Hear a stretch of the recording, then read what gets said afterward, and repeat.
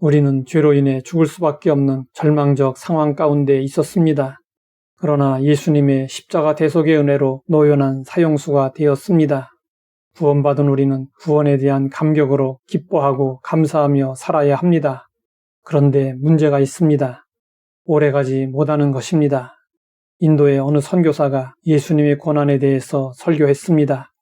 그 자리에 앉아있던 한 소녀가 흐느껴 울었습니다. 예배가 끝난 후 이 선교사는 그 소녀에게 다가가 무슨 사연이 있느냐고 물었습니다.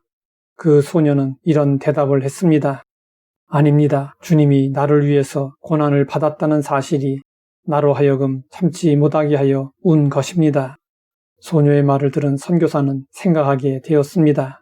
왜 나에게는 이러한 감격과 처음에 믿던 신앙의 열심과 체험이 마비되었을까?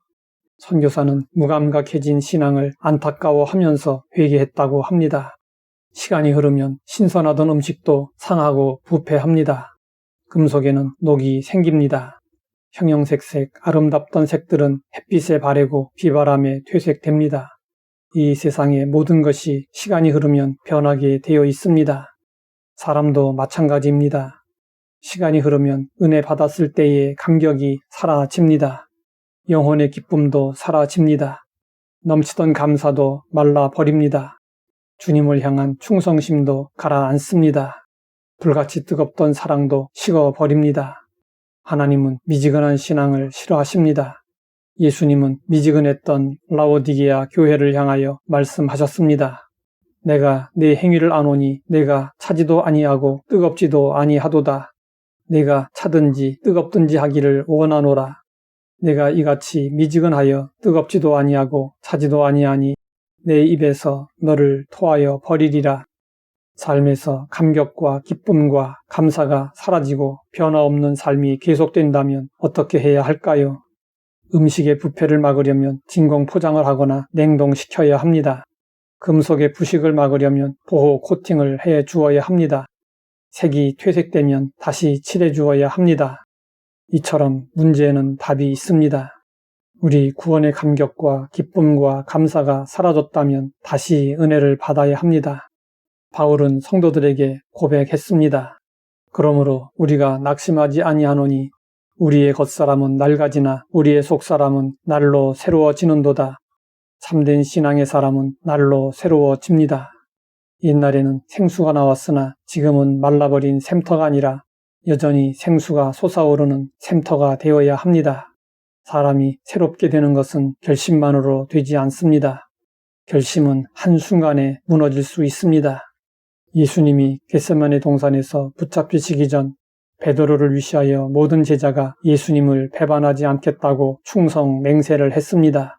그러나 예수님이 붙잡히시자 모두 달아나 버렸고 베드로는 자신을 알아본 여종의 말에 놀라 예수님을 모른다고 3번씩이나 부인했습니다. 그러나 예수님이 부활하신 이후 제자들은 완전히 달라졌습니다. 오순절날 제자들에게 하늘로부터 불이 임했습니다. 그러자 제자들의 신앙, 열정, 사명, 충성 모든 것이 다시 살아났습니다. 제자들은 박해를 두려워하지 않고 복음을 전했습니다. 유대교 공회에서 복음 전도를 제지하자 베드로와 요한은 말했습니다. 하나님 앞에서 너희의 말을 듣는 것이 하나님의 말씀을 듣는 것보다 옳은가 판단하라. 우리는 보고 들은 것을 말하지 않을 수 없다. 그들은 죽음도 두려워하지 않았습니다. 첫 순교자 스데반은 천사와 같은 얼굴로 박해자들을 위해 기도해주며 세상을 떠났습니다. 예루살렘 교회에 큰 박해가 일어났을 때 성도들이 사방으로 흩어졌습니다. 그들은 발걸음이 닿는 곳마다 구원의 복음을 전했습니다. 그 결과 복음은 순식간에 땅끝까지 전파되었습니다. 지금은 성령님의 시대입니다. 위로부터 불이 임해야 합니다. 우리도 성령의 충만을 받아야 합니다.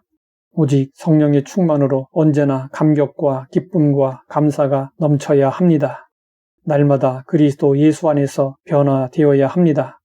우리 모두에게 새롭게 하시는 성령님의 역사가 있어야 합니다. 하나님 아버지, 우리의 미지근한 신앙을 점검하고 새롭게 하시니 감사합니다.